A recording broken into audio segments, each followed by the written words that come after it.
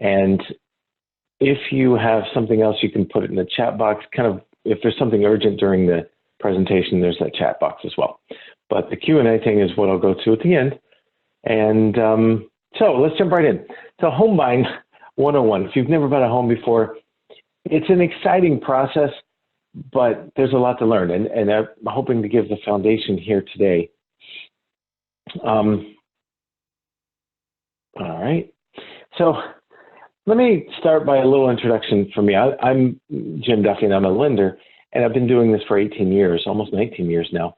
But I bought my first home before I got into the mortgage business.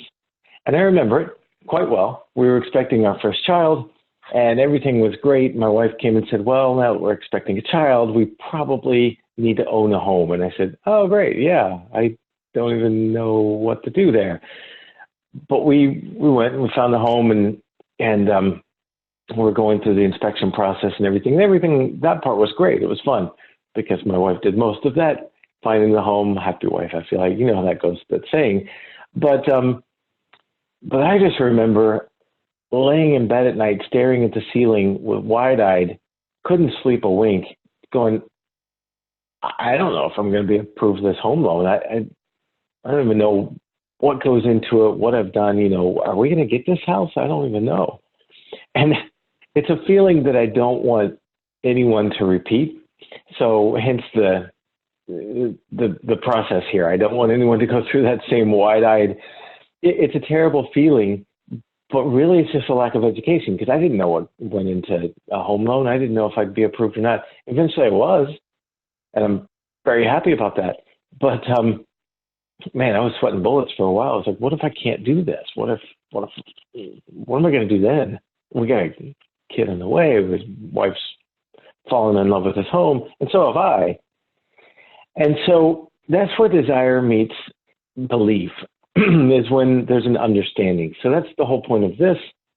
But before we go to kind of the process and understanding, I want to set the stage a little bit for what it means to own a home and actually, as far as your net worth, because everyone says, well, owning a home, you build wealth by owning a home, and that's all good and awesome, but no one knows what that means. At least I never did.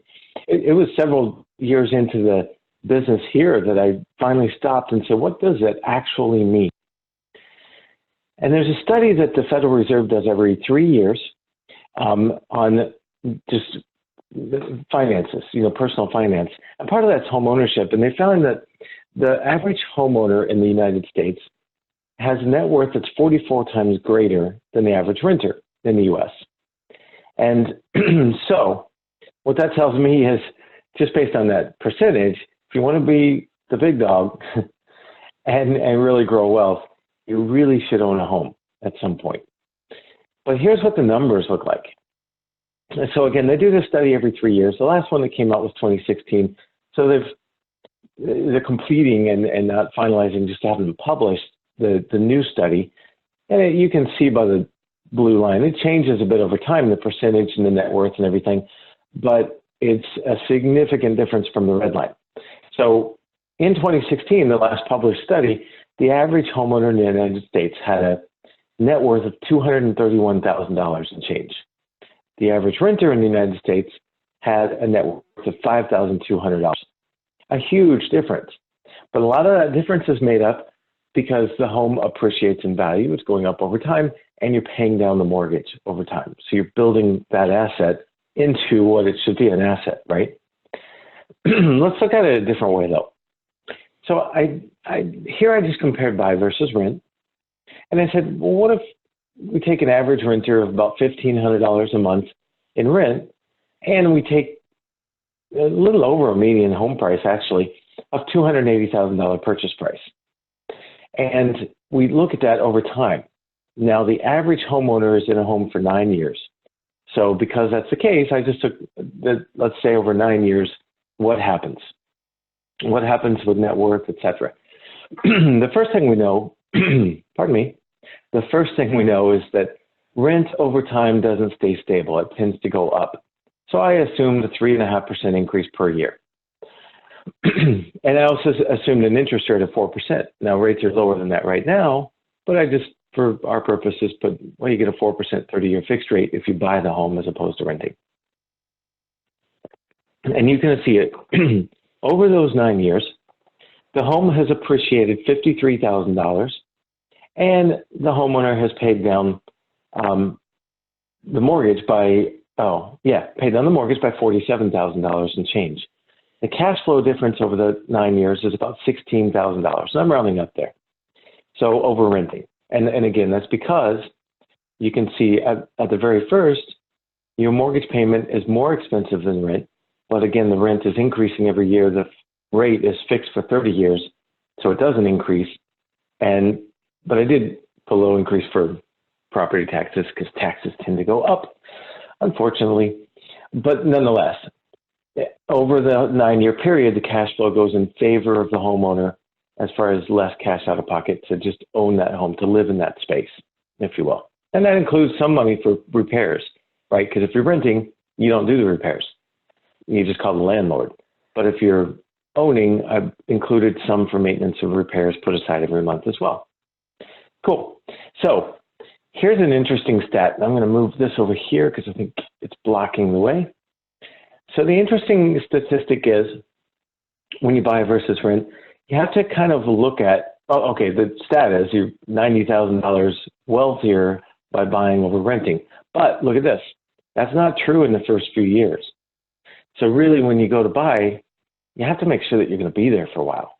Because I've had people come and say, hey, I'm only going to be here for a year, but I want to buy, to, well, there's closing costs when you buy, there's closing costs when you sell, there's, cost of ownership, et cetera. And this takes all that into account. So really on the fourth year, you're positive. And then every year after that, it gets much, much more positive. But if you're going to be there very short term, or you think you might be transferred from Charleston to a different town or city or across the country or something, then yeah, there's a case to be made for renting for sure. But it's usually if you're going to be somewhere short term only. Right. Does that make sense? I guess you can't answer me, but I don't see any notes up there either. This is the other side of the coin, though, and I love this. Let me put me over here again. There's something to be said for owning your own home and creating memories. When the kids wake up on a Saturday morning and come into the room and jump onto bed and wake up, or whatever the case may be, there's just something to be said for memories created in your home as opposed to something that you're renting, right? I mean, it stands to reason, but it's true. I can tell from experience, but more importantly, I can tell you from the experience of at this point, thousands of homeowners I've helped into homes, and they write where we come back and refinance them when it makes sense and things like that. And they're just so thankful almost to a person that they've actually purchased. And it always comes back to the memories. One thing is building wealth, and everyone appreciates that, don't get me wrong. But the thing that really resonates with me is how rich and deep those memories and those families and those individuals are when they own the home. And I love that. It's just, and you will too. So now we're getting into the how, right? That's kind of the why. Why do you own a home, creating memories at your own place and building wealth? That's the why. Now let's get into the how. What do you have to do? We have to find a good real estate agent and a good lender. What do you look for in a good real estate agent? Someone who has experience in that market, who has sold homes, who has negotiated, who has seen this stuff before, right? And a lot of times, there's a lot of new agents coming into the market, and some of them can be very good. Don't get me wrong. Some who, especially if they know that they don't know, but they know how to find the answers, great, perfect. Now, I will say this. A lot of you on this call, we have a lot on the call tonight. I'm appreciative of everyone here. A lot of you on the call were invited by a real estate agent. Well, and they have a code to invite you, so it's kind of tied back to them a little bit. I only give that out to select agents. So if you were invited here by an agent, I would highly suggest that you really work with that agent because they're kind of handpicked. I mean, thankfully, I do a lot of deals, and I see a little bit of the good, the bad, and the ugly. And the only ones I've shared this link with so they can invite you to this webinar are the ones that I think very highly of because they're very professional.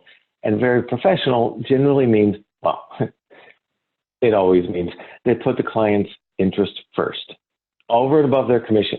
We all know real estate agents make a lot of money when they sell a home. It's a big commission, but you can do the math. 3% of the sale price of the home is what the seller pays toward a commission to each agent. It's a lot of money. Some agents put that first. The agents that have your best interest at heart put the client's interest first. Yeah, they have to make a living for the family, but it's always clients first. And that's the ones who probably invited you here tonight. So how do you find the right lender? Well, obviously, I hope that I will be the right lender. But here's the thing. What you want to look for is someone who realizes this home is the biggest investment that most people make, right? And really pays attention to turn times, closing times, etc. Has good rates. One thing that everyone asks when they first buy a home is, what's your rate? And do you have the best rate, etc. Everyone gets their rates from the same place, so they're all going to be very similar. If they're not, look at the fees, because I've seen there's a big online national lender that always comes in with a lower rate, but I look and they charge 2.5 points, and I'll get into points later. But their fees might be $5,000 more than mine. Well, I can always match the rate. It just doesn't make sense to do that and pay that much more in fees. So the rates are going to be very, very similar. Do look around, because you want to be calm and know that you're in the ballpark. Everyone's got a good, that you're getting a good rate. So do your homework, look at a couple places and do that. But then look beyond that. Once you're satisfied, yeah, this rate is a really good rate, we're satisfied, this is good. Then the most important thing comes in for me, which is, are you going to close on time? And is there going to be a lot of communication during the process? And do we take an educational approach to this? Because remember, it's the biggest investment most people make, right? And so you kind of want an education of what is this and how do we best manage this? And what are the pros and cons of the options? And I always like to take an educational approach so that you make an educated decision of, do I do FHA or conventional? And we'll get into that in a moment. But communication, education, and a good platform to close on time and smoothly are what I would look for. And again, I'd like to apply for that job because that's kind of how I make my living. But again, I have to earn it, and I realize that. So then you start the home, you're pre-approved, you've selected a realtor to work with, then you start the home shopping process. One thing I would highly recommend is that you do a new home wish list. Kind of go through and say, what do we absolutely want or absolutely need in a home? And what would we like, but it's not absolutely necessary, but boy, it'd be nice if we had that too, right? 3-bed, 2-bath, commute distance, whatever it may be. I mean, you've got your criteria, but here's why. And a bunch jumped on since I mentioned this at the outset. I see some new ones on too. Welcome anyone new. We're going right into it. Please jot down any questions in the question box. We'll answer those at the end.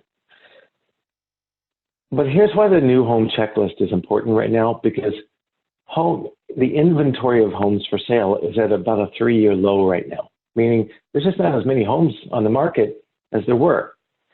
But there are as many buyers in the market as there were, meaning there's more competition for every single home in the market, assuming it's priced well and it shows well and all that, right?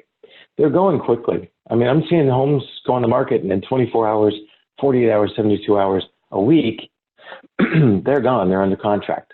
So what that means, as you're shopping for a home, what I don't want to have happen is what unfortunately does happen often, is you find the perfect home, you say, you know what, let's sleep on it, let's think about it. 2 days later, you come back to that realtor and say, yeah, let's make the offer. And it's too late. The home's gone, it's already under contract. It happens more than you would want to know. And it's unfortunate. But the way to do that is I say really hone in on what you're looking for so that when you find it, you recognize it and you're ready to put the offer so you don't lose out. And then, do your research. Rely a lot on your real estate agent. They are an expert in the area for a reason, and rely on them. And then do your own homework as well, a little bit.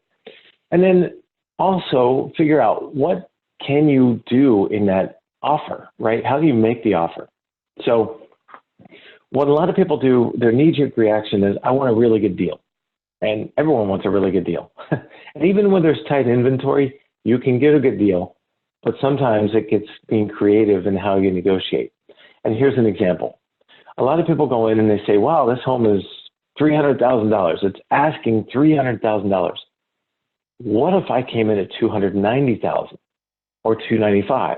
I'd be saving $5,000 or $10,000. That'd be great. But a better way to do that sometimes is to offer $300,000, but the seller agreed to pay $5,000 towards your closing costs, which, by the way, is all your closing costs and escrows on that price point, so that you don't have to come out of pocket to $5,000. The seller covers that. You just come out of pocket your down payment. So that would be one. It's the same net to the seller. If you offer $300,000, but the seller's paying $5,000 toward closing costs, they're netting $295,000. But you're not coming out of pocket the extra $5,000. Sometimes that can make a big difference as far as getting into a home and keeping reserves and having costs, money for moving expenses and new appliances or whatever it takes. And so you can also ask for a home warranty.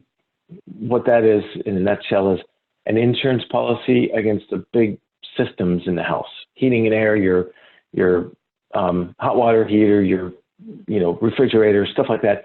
If they die in the first year, or they just conk out and need to be fixed or replaced, right? This insurance policy will kick in. Usually it has a little deductible, but it's a lot cheaper than just you buying the whole system outright. So you might negotiate a home warranty paid by the seller, maybe new appliances, maybe new systems if they're really old,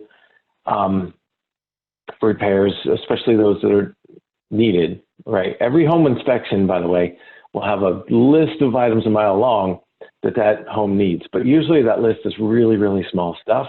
That's your punch list when you move in. Focus on the big stuff when asking the seller to do repairs, is my suggestion. And then we talked about closing costs. So pre-qualification, what's that entail? That's the part that kept me awake at night, sweating in a cold sweat, going, I don't know if I'm going to make this or not. I don't know what it takes. I don't know if I'll be approved. And again, thankful I was. I didn't know because no one taught me. I didn't know where to look. And that was over 20 years ago. So it was pre-really internet searches and stuff like this. Pre-qual, we're going to ask them, where are you working? How long have you been employed there? We're looking for a 2-year employment history. But key, that a lot of people misunderstand with that, we're not looking for 2 years on the same job. So if you're in the same line of work or a similar line of work, but you just switched jobs a month ago, or you just got a new offer to move to Charleston and you start next month, normally that's fine. And we can use the income going forward, right? No problem. So we do need a history of working or studying in order to do that job. If someone's just out of college and working 6 and 12 months, that's fine too. We just get the fact that you were studying for this job first. How much money have you saved, right? Sometimes, obviously you need a down payment, and we'll talk about how to come up with that in a moment, and maybe some closing costs, but sometimes you also need reserves. Not in every case. In fact, not in most cases, but some cases you do. And reserves mean 2 months of mortgage payments in the bank, ready to make the first 2 payments that you don't bring to closing. Just knowing you got a good start, you got the first 2 months already in the bank, you're good. So how much have you saved, right? Usually with lower credit scores, we need reserves. With higher credit scores, not so much, but it's helpful to have them anyway. How long do you plan on owning the property? What do you do with the loan, etc. So that's really pre-qual. It's income, assets, credit. That's, putting it simply. And then we go over types of loans that you qualify for and the pros and cons of each. The types of loans generally are conventional. That's a Fannie Mae, Freddie Mac type loan that requires 3% down payment, not 20. That's the other misnomer that a lot of people have. They think, well, I don't know, 20% down. 3% is all that is required in conventional. USDA is also called rural housing. That's 0% down, no down payment at all. But 2 things to qualify that. The home has to be considered rural. So if you're in West Ashley, it's not going to qualify. But if you're in Even Goose Creek doesn't qualify. If you're in Monk's Corner, parts of outlying Somerville, stuff like that, yeah, those homes qualify as rural, so that could work. But they also have income limits. You have to be under 80% of the median income. I won't go into details there. Just know that if you make too much, you no longer qualify for USDA.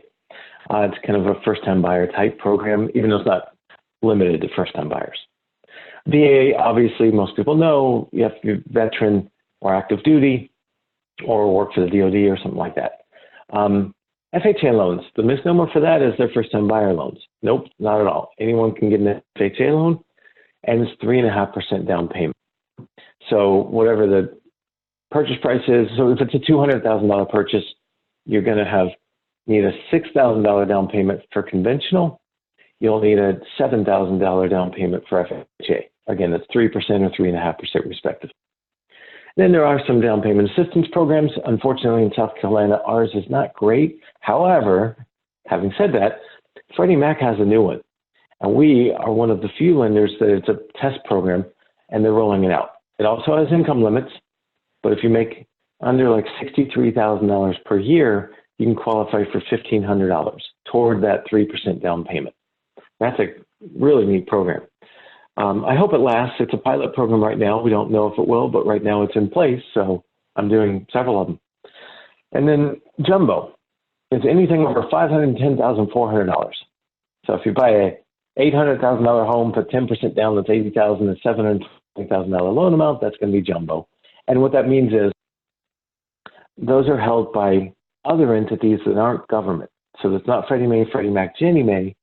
It's usually a hedge fund or a bank or something like that that holds on to those loans. It's a different investor, so it can be a different interest rate and some different qualifications. Hopefully that helps. So again, graphically, let's look at the down payments again. FHA requires 3.5% down. If you did buy a HUD home, which is a HUD foreclosed home, it's $100 down. There's just not many of those out, thankfully, because there's not many people losing their homes to foreclosure, that means, which is good news for all of us, but especially for homeowners in that home. But if you did find a HUD home, a HUD foreclosure, it's $100 down. Few and far between. Normally it's 3.5%. Conventional is 3% of the purchase price. VA 0, USDA 0. And jumbo can be 5. It's normally 10 to 20% on jumbo. Let's talk about credit scores for a moment. And I'm going to talk about down payment, where to find it in just a minute. But credit scores, that's the other big thing that has everyone worried. I know it had me up at night. I know this is probably the number one thing that has people worried who are first-time buyers. They're like, I kind of know my credit score. Credit Karma says this, whatever. I know I have a few dings. I don't know if I can qualify at all. Well, here's where credit scores go, about 300 to 850. 300 doesn't exist in the wild, neither does 850. Never seen it, I never will. It's, in theory, they go that high. I have seen high as 827, so we can get really high. I've seen in the threes, and that's not very good credit at all. So that's poor credit. 580 to 620, we can do loans. FHA VA requires a 580, but there's a couple more requirements to qualify and a slightly higher interest rate than if you were at 620. So what I do a lot of times there, if someone comes in at a 580, 591, or whatever it may be, we'll do a credit, I just forgot the term, basically a report that the credit bureaus generate, and it says do exactly this and that, and your score will go up to 626 or however much it will go up. It's just a simple paint by numbers. This is what we need to do to rescore. You do those items, get me the paperwork, and I rescore it, and we're at 627, in a matter of a week, generally, is all that takes. Now, 620 to 680, generally I'm going to tend toward FHA there as opposed to conventional. 620 is all you need for conventional, but as you go below 680, the further you go below, the rate goes up pretty heavily and pretty quickly, whereas it doesn't on FHA. So I tend to go FHA 620 to 680. Most of the time it makes more sense. Not every time. Sometimes it doesn't. So we'll look at the options for sure. And then 680 to 740, I tend to go conventional. Again, tend to. Sometimes FHA does make sense there. But I tend to go conventional because you get the better rate, and your mortgage insurance, your PMI, is a little bit less sometimes than it would be on FHA. And then 740 and above is perfect credit in the mortgage world. So I've had people say, well, I was at 760, I dropped a little bit. Doesn't matter. 740 and above is the same as 850. It's all perfect credit. I hope that helps. Okay. What goes into a credit score? Let me look real quick and see if we have any urgent things. I don't think we do. No, I think we have more people joining us in the middle here. Welcome if you just did. I see 2 more people on. What goes into a credit score? Let me move this over here. This is the other part that people wonder about. First of all, the biggest thing people worry about generally, initially, is a credit inquiry. You're like, you're going to put my credit to do a pre-qualification to help with my credit. Won't it hurt my score? The answer is yes, but very, very little. It's the least thing that affects your score as a credit inquiry. Generally speaking, the higher the credit score, the less it affects it. Usually it's between 0 and 2 points is my anecdotal experience with that. If you do start with a lower credit score, say in the low 5s, it can be as much as 5 points. So, it gives you an idea of how it will affect credit. Types of credit history, are also, credit bureaus like to see you have a mix of credit, a couple credit cards, a car loan, whatever. Now, if you're going to buy a home, don't go out and get a car loan, please. That's not what I'm saying, but to maximize your score, that's what the credit bureaus look like. Now, let's get into the things that really affect credit and really matter. The length of credit history is one. I don't see this often, but I have seen it where someone's preparing to buy a home, and intuitively you think you're doing the right thing. Bear with me 1 second. And you say, I'm just sipping tea there to help. You say, well, I want to pay off my credit card, and I'll just go ahead and close that. Well, that's not, please don't close a credit card if you've had it for a while, because it's 15% of your score is the length of credit history. So as soon as you close that credit card that you've had for 5 years or 10 years, your credit score will drop because that credit history just went away. Does that make sense? So hang on to the credit card, do pay them off, but don't close them. Now, it's different with a car loan. I've had people say, well, I owe a little bit on this car, let me go ahead and pay it off. It's an installment loan, it's going to go away anyway. It doesn't hurt your score, whereas a credit card that you close out does. Outstanding balances, this is the other big one, and it really hurts scores if you have a credit card with, let's say, $1,000 limit, and you owe $995. Your score is going to be much lower than if you paid that card down to under 30% usage. In this case, under $330, right? Under 30% of the available credit, you pay it down to that, and your score goes up immensely. So you always want to keep it under, when you're applying for a mortgage or shortly after, we can do a rescore. Try to keep your balances on every credit card under 30% of the available credit. The credit bureaus will tell you keep it at 8% to maximize your score, but I find that there's a couple points extra, doesn't matter that much. If you can just pay it off completely, do it. Again, credit bureaus would tell you not to, but then they're all about debt. So I would say go ahead and pay it off if you can, but certainly keep them under 30% usage because that'll maximize your score and that helps your interest rate. And then the payment history. Obviously, if you have 30, 60, 90 days late, that's going to hurt your score, but we all know that. And if you have collections, etc., that's going to hurt your score as well. So we can work with that. It doesn't disqualify you necessarily, but know that it will hurt your score and it might mean a slightly higher interest rate. But that makes sense. Okay, so the other thing we look at is your debt ratio, specifically your debt to income ratio. So what we look at is your income, your pre-tax income, your gross income, right? So you make $60,000 a year, you take home $5,000 a month, but you don't really because part of that goes to Uncle Sam in the form of income tax. We're counting the whole $5,000, dividing by the debt, and the debt here is not your car insurance and your gas bill, electric bill, and cell phone bill. It's just things that show up on your credit report, plus alimony or child support. So it's whatever minimum payment every month is on your credit report, plus any alimony or child support, and that's your debt ratio. Oh, of course, plus the proposed new payment on the house, right?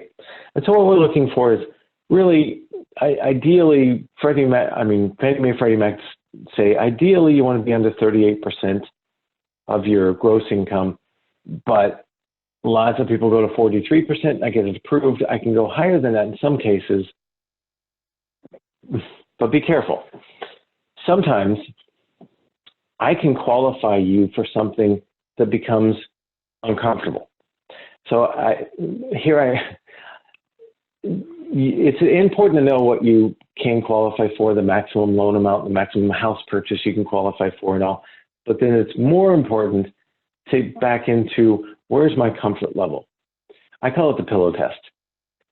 Where am I going to be able to lay my head down on my pillow at night and sleep knowing I got this payment? If you're laying awake at night, like I did when I applied for a mortgage, sweating cold sweats and go, how am I going to do this? You've bought too much home. Don't do that. Please don't. I've had people do it in the past and everyone regrets it. So let's back into, I'll tell you the max you qualify for all day long, but I'm also going to encourage you to back into your own comfort level and stay there and look for that. And everyone's different. I'm closing one tomorrow, actually. Friday. That they're just very conservative. The couple make very good money, and they're at 23% debt ratio. Well, I'm going to 43 with no problem, but they're like, I think we're at the max, and they're at the max of their comfort level, and that's absolutely perfect. Stay there. I would encourage. Okay, budgeting. Once you get into a house, one of the biggest things that's important is to budget. I know it's a boring word. No one likes it. So like Dave Ramsey here. I actually love Dave Ramsey. But here's the simple way to budget. If you're backing into a comfort level and you're just not quite sure, I don't know where my comfort level is, use this formula. It's the simplest formula. 50, 20, 30. 50% goes toward your recurring payments, including the mortgage, including your recurring payments, right? Here, we don't go off the credit report. Here's your recurring payments. You've got a gym membership, you've got some student loans, you've got a car payment, whatever it is, keep that at 50% of your income. 20% should go to savings, and then 30% is there for flexible spending, going out to eat and going on a vacation and your hobbies. And, my hobby is woodworking, and I love to spend money on tools and wood. And it's great, but I know I have a limit, and I hate it when I can't go past that limit, but I have to stay there, and we all do. So 50, 20, 30 is just a good, quick way to back into your comfort level and then judge it from there. If that's still above your comfort level, back it down from there. That's fine. Just don't go above. Okay, we're getting toward the end. So what's included in closing costs? I have a pretty complicated slide here, but really let me back it down to just two things. There's recurring closing costs and non-recurring closing costs. In other words, there's a one-time set of fees that includes a lender fee, your appraisal, your attorney fees, they do a title search and all those things. That comes to about, on a $300,000 loan, that comes to about $3,200 in general, give or take a few bucks. So that's your one-time set of fees. That's just paying people, whoever, to do services to help you get into this home. Then you have your recurring closing costs or escrows or prepaids. They go by, it's all the same thing, but it goes by various terms depending on who you're talking to. What that is your stuff that recurs every single year. Your homeowner's insurance and your property taxes and some interim interest. So your homeowner's insurance you're going to pay at closing for the first year. And some people are like, well, why would I pay a year up front? That seems like a lot, because then you're insured. If the home burns down in a fire, you're insured and the money is there to rebuild, right? The insurance kicks in, you have the money to rebuild, to go live somewhere else, they pay the fees, all that. Same with property taxes. You're going to, not the first year, but you're going to put a couple months into an account, and then every month you'll pay 1/12 of the property tax and 1/12 of the homeowner's insurance into your payment. So when it comes to next year, you've accrued, it's like a forced savings account. You've accrued 12 months, and then we, the lender, cut the check to the county for property taxes and to the homeowner's insurance provider, to Allstate or State Farm or Geico, whoever you choose, we'll cut the check to them because you've already paid in 12 months. So I hope that makes sense. It's a simpler way to put it than, I don't like the slide I made here a whole lot because it's simpler than that. There's non-recurring closing costs, one-time fees to get into the house, and recurring closing costs, otherwise called escrows or prepaids. And that's it, and your down payment, of course. And we could go through this. I don't think we need to spend a lot of time because I do want to leave a bit of time for a couple of questions.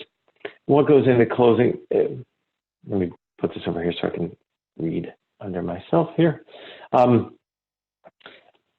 Other aspects of the home buying process, there are third-party things that you need, right? You need a title search to make sure no one else lays claim to that property. When you move in, you own the property. No one else has an interest in it, so to speak, except the bank. An appraisal, that's to tell us how much, I will spend just a moment on this. The appraisal and the home inspection confuse people sometimes. So the appraisal is done by the lender, and that's where the appraiser goes out and says, based on the property condition and location and size, it's worth X amount. So that we know there's collateral that when we loan the $200,000 or $300,000 or $400,000, that there's collateral there that backs it up that's actually worth that much. The home inspection is different. That's for you, the home buyer, just to make sure really I would go into it thinking, are there any major issues here that would stop me from wanting to buy this home? Are there structural issues? Are there whatever it may be? Because again, every home, new construction inclusive, has some defects. It's just part of building and living in a place and being in material in the world. So they will have defects, but if they're minor, great. You know you want to move forward with the house. And you know the little punch list. When you first move in, you're like, oh, here's the first 5 things I'm going to fix. And just to keep the maintenance up, right? You're just really looking for major stuff, electrical, major things, plumbing, etc. And then, so you do the final walkthrough when you're ready to close on the house, of course. Mortgage checklist, what do we need? Income, bank statements, no, that's not income. Pay stubs, W-2s. If you're self-employed, tax returns. If you're not, we generally don't need tax returns. Some cases, yes, but not much. And what if you have other sorts of income, say Social Security, you're retired, just the awards letter, etc. But whatever we need to document income. But for most people, it's pay stubs and W-2s. Assets. Where's the money coming from for the down payment? Now, let's talk about that for a minute, because I thought I had a slide on that, but I don't think I do. Actually, I don't. So, down payment. Most people have, you save for that. You save the 3%, and you have that down payment. It can also be a gift from family, and all the loan types, save jumbo, can be a gift. So, the 3%, 3.5% down payment, whatever. And a lot of times, family members really want to help you in the house because they know it's helping you build wealth. So they're happy to do it. Some of us don't have family members that are capable or willing to do that, but some do. And if you do, it's perfectly acceptable for family to give a gift. Sometimes you work for a government agency like North Charleston has this program where you accrue an amount that they will then give you for the down payment that the employer will give you for a down payment. Kind of a neat benefit. I like it. Not many do that around here, but there are a few. And if you have that, obviously. And some people have a 401k and they want to borrow against the 401k. One word of warning, and when we make application, if that's your case, we'll talk about it again more in depth, but don't withdraw, if you're underage, if you're under retirement age, don't withdraw from the 401k for down payment. If you're going to use those funds, simply borrow against it. Because if you withdraw, there's taxes and penalties, and it's very expensive. You'll spend a ton of money on all of that. And I've had people do it. So, I highly encourage you, don't withdraw the money. You can usually borrow against it. And then you're paying yourself back out of every paycheck a little bit at a time. And we don't count that in your debt ratio because it's your money. So always borrow against the 401k. If you're going to do that, don't withdraw. So those are the assets. Only other thing I'll say about assets is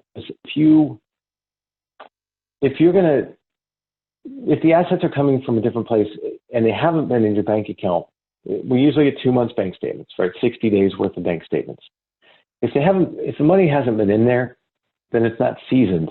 So we have to source it. And the reason we have to source the funds is everyone says, well, what do you care where the money came from? Well, we have to make sure it's not a loan that also gets counted in your debt ratio. That's all we're doing. But if you sell a boat or a motorcycle, just keep the bill of sale and the copy of the title and the cashier check or however they paid you, and that sources the funds, right? If it's a gift from family, we need a gift letter, and that sources the funds. If it's whatever it is, we just need to source the funds. So it can't be mattress money. And that does come up more often than you would think. You know, it's buried in a tin can in the backyard. Can't use it. You got to source those or season the funds. So put in the bank. Payment history, that's credit, you know. So basically, what do we do in the mortgage application process?